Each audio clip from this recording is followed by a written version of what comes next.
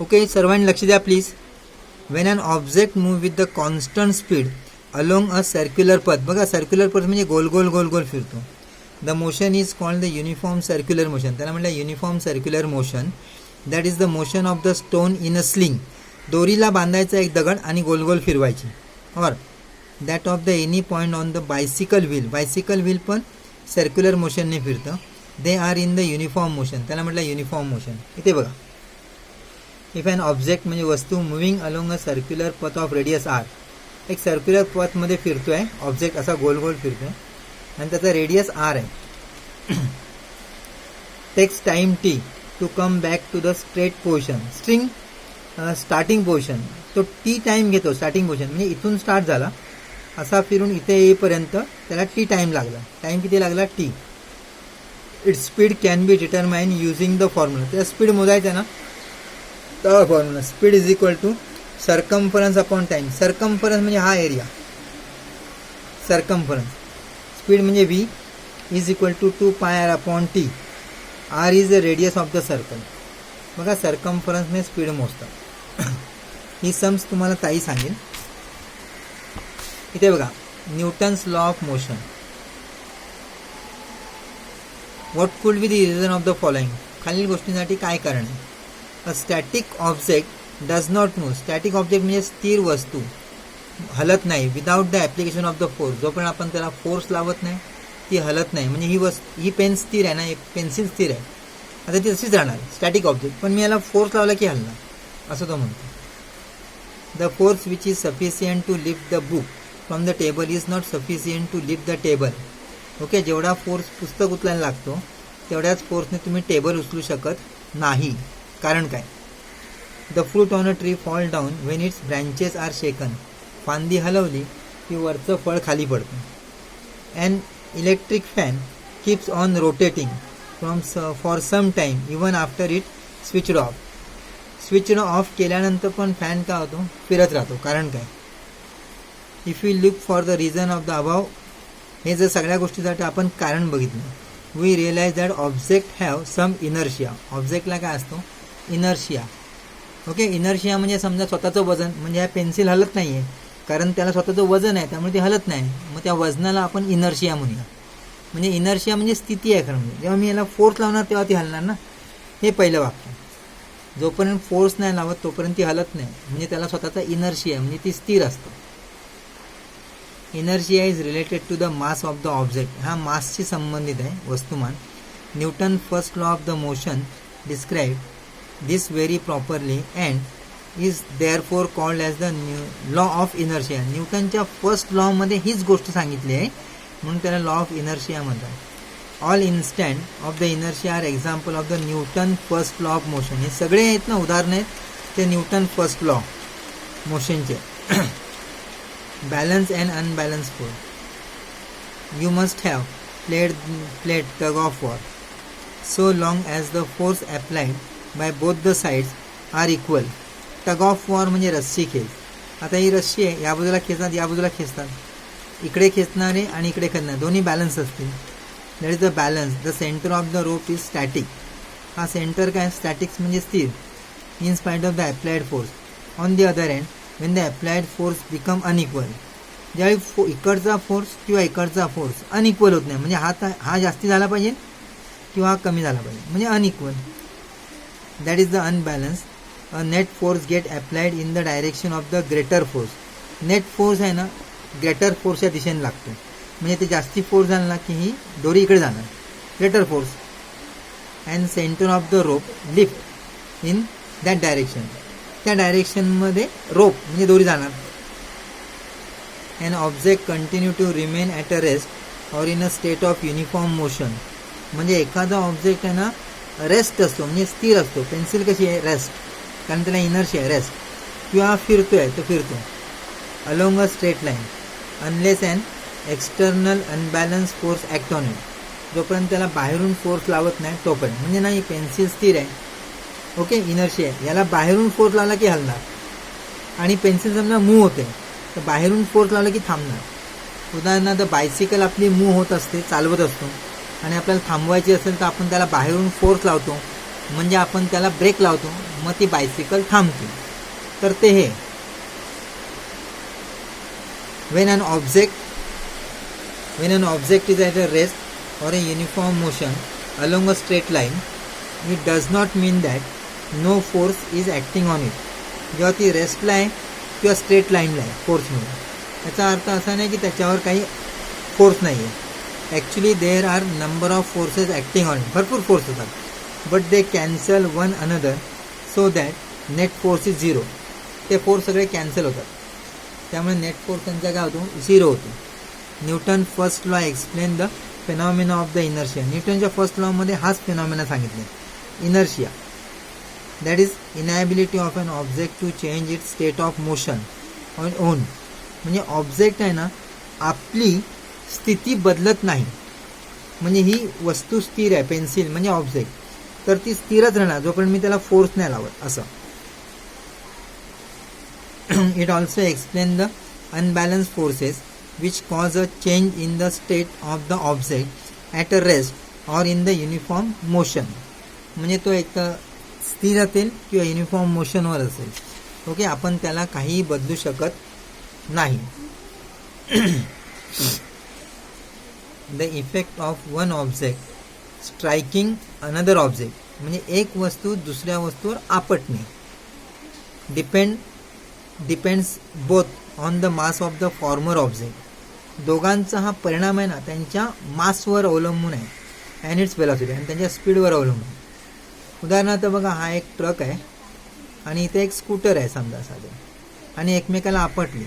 त्या ट्रकचं मास जास्ती आहे ना, त्यामुळे स्कूटर खूप लांब फेकली जाईल, कारण याचा मास कमी आहे. आणि जर स्पीड जास्ती असेल तर ही अजून लांब फेकली जाईल. हे लक्षात घ्या, हे आहे. This means that the effect of the force depend on the property related to both mass and velocity of the striking object. This property was termed as momentum, आणि त्याला काय म्हटलं ते, मोमेंटम बाय न्यूटनने त्याला मोमेंटम म्हटलं. इथे बघा, momentum P. Momentum is the product of the mass and velocity. Product of the mass and velocity म्हणजे स्पीड, मास म्हणजे त्याचा आकारमान of an object. P is equal to M V. Momentum is a vector quantity. मोमेंटमला काय म्हटलंय, vector quantity. Is a very important ना, गाडलेल्या जागाला येते.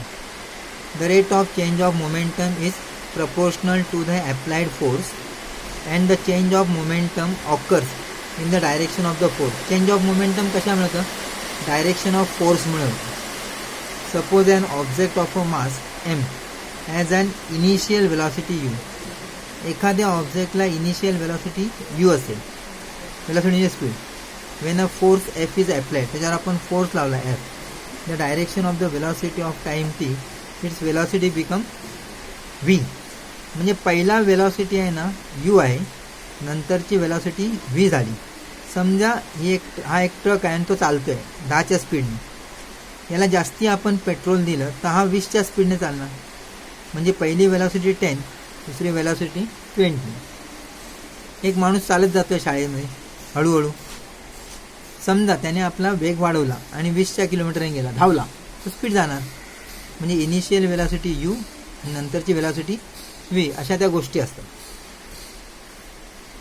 The initial momentum of object M U, its final momentum after T. T time नंतर त्याचा velocity काय येणार आहे, एम व्ही.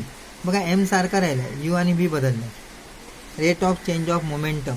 बघा मोमेंटम कसा बदलतो, change in momentum upon time. Rate of change of momentum, change in momentum म्हटलं आहे. मग M V minus M U upon T, M common काढला. ओके, तर या ठिकाणी काय आलं आहे, हा जो फॉर्म्युला नाही एच आहे. म्हणजे असं आहे, A is equal to V minus U upon T. हा बेसिकली फॉर्म्युला आहे. म्हणजे याची व्हॅल्यू काय आणि ए ती इथे भरली. ओके, तो फॉर्म्युला दुसऱ्या फॉर्म्युलावर डिपेंड्स आहे. हे बघा, इथे एक फॉर्म्युला आहे. हे मी 3 फॉर्म्युले सांगितले नाही, ताई तुम्हाला सांगेल.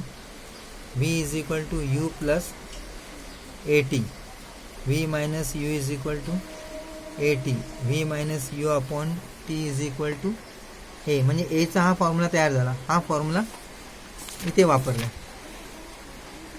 आणि म्हणून याचं सगळ्याचं काय आलं ए. नंतर सांगा. According to the Newton's second law of motion, the rate of change of momentum is proportional to the applied force. Okay, हा न्यूटनचा सेकंड लॉ आहे, हा पाठ करा. According to the Newton's second law of the motion, the rate of change of momentum is proportional to the applied force. Therefore, ma proportional to f. F is equal to k ma. हा proportion आहे, याला proportion म्हणतात. k ma. k is constant, value is 1. F is equal to ma. हा झाला formula. Force is equal to ma. Force is equal to ma. Okay, लक्षात ठेवा, F is equal to M A. आम्ही याला म्हणतो father is equal to mother. F father equal to M mother.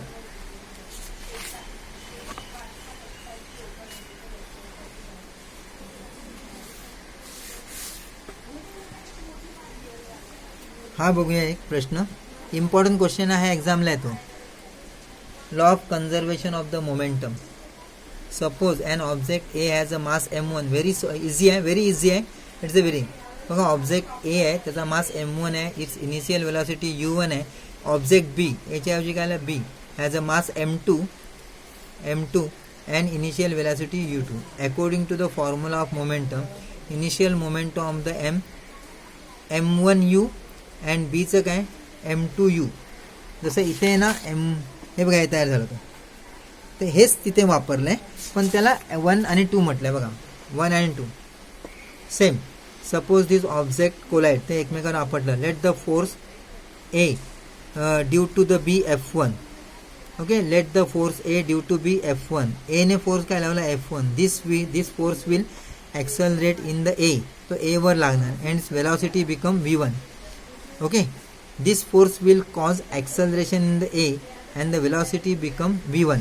ए ला force लागल्यामुळे त्याची वेलॉसिटी काय झाली v1. The momentum of A after collision m1 v1. तसं होतं ना, हे तसं v1 आलं आहे फक्त. According to the Newton's third law of the motion, इथे कोणतं आलं आहे, third law. A also exert equal force on the B. A ज्यावेळी बीवर आपटतो ना, त्यावेळी ए त्याला स्वतःचा फोर्स लावतो, but in the opposite direction. या बीला तो पाठी ढकलतो, opposite direction. This will cause a change in the momentum of the B. त्यामुळे बीचा मोमेंटम चेंज होणार. म्हणजे ए समजा ट्रक आहे, बी समजा स्कूटर आहे, याच्यावर आपटली तर हा याला फोर्स लावणार, त्यामुळे ही पाठी जाणार, म्हणजे याचा मोमेंटम बदलणार. If its velocity after collision v2, त्याची वेलॉसिटी काय आहे v2. The momentum of the B after collision m2 v2. If F2 is the force act on the object. F2 हा फोर्स त्याच्यावर ॲक्ट झाला. F2 is equal to minus F1. बघा F2 is equal to minus F1, कारण एक वस्तू opposite जाणार ना, एक पॉझिटिव्ह जाणार तर एक निगेटिव्ह जाणार. बघा ही वस्तू पॉझिटिव्ह जाते तर ही काय ते निगेटिव्ह, म्हणून हा निगेटिव्ह आला आहे. m2 a2 is equal to minus m1 a1, कारण काय f is equal to ma, father is equal to mother, असं मी सांगितलं. f ma. मग एमचा घातलेला a2चा फॉर्म्युला भरला. एचा फॉर्म्युला असा आहे v minus u upon t, हा भरला इथे, इक्वल टू लिहिला, मायनस लिहिला, a1चा फॉर्म्युला भरला. हा बघा हा फॉर्म्युला इथे दिला होता, फक्त ते 2 आहेत म्हणून ते 2 टाकले, हा 1 आहे म्हणून 1 टाकला, फॉर्म्युला तेच. त्याच्यानंतर टी आणि टी कॅन्सल झाला, हे सगळं लिहिलं असं. त्याच्यानंतर याने आणि याने असं मल्टिप्लायड करून घेतलं. हे मल्टिप्लायड केल्यानंतर हे मायनस आहे ते इकडे शिफ्ट केलं, हे मायनस आहे ते इकडे शिफ्ट केलं, झालं प्लस. म्हणून ते म्हटलं the magnitude of the total final momentum is equal to magnitude of the total initial momentum. Okay, initial momentum म्हणजे ट्रकने लावलेला मोमेंटम, आणि याच्यावर जो झाला इफेक्ट, याच्यावर जो स्कूटरवर झालेला इफेक्ट, फायनल मोमेंटम, दोन्ही सारखा असतो. पण स्कूटर छोटी असल्यामुळे ती पाठी फेकली जाते आणि त्याचा ॲक्सिडेंट मोठा होतो. Thus of no external force is acting on two object, then their total initial momentum is equal to the total final momentum. This statement is true for any number of objects. सोडून द्या. When no external force act on to interacting object, बघा when no external force act on to interacting object, their total momentum remain constant. त्यांचा momentum स्थिर राहतो. It does not change. हा कधीही बदलत नाही. This is the corollary of the third law of motions. Corollary म्हणजे उपभाग. Sub part. The momentum is unchange after collision. The momentum get distributed redistributed after the collision object. The momentum of the one object decreases while that of the other increases. महत्त्वाचं वाक्य. The momentum of the one object decreases म्हणजे या ट्रकचा momentum आहे ना decrease होतो, तर याचा momentum वाढतो म्हणून हा पाठी उडला जातो खाडकन आणि ट्रक थांबतो तिथे. Thus we can also state that corollary as follows. हे पण पाठ करायचं, हे पाठ करायचं, हे पाठ करायचं. When two object collide the total momentum before collision is equal to the total momentum after collision. हे पाठ करायचं. आता हा सांगितलेला प्रश्न पाठ करून लिहायचा आहे आणि मला पाठवायचा आहे. त्याच्यामध्ये इथून इथपर्यंत सगळं पाठ करायचं. लक्ष द्या, इथून इथपर्यंत पाठ करून लिहून पाठवायचं आणि हे फक्त पाठ करून लिहून पाठवायचं आणि हे इथपर्यंत पूर्ण पाठ करायचं. हे डार्कवालं आहे ना तेच पाठ करायचं आणि हे पूर्ण करायचं. त्याच्यानंतर हे पण पूर्ण करायचं. हे बघा इथून सगळं करायचं. हे येतं एक्झामला. हे डार्कवालं करायचं, हे काही करायची गरज नाही. ओके, हे पाठ करायचं, हे पण पाठ करायचं. लिहून पाठवायचं आहे मला. बाय.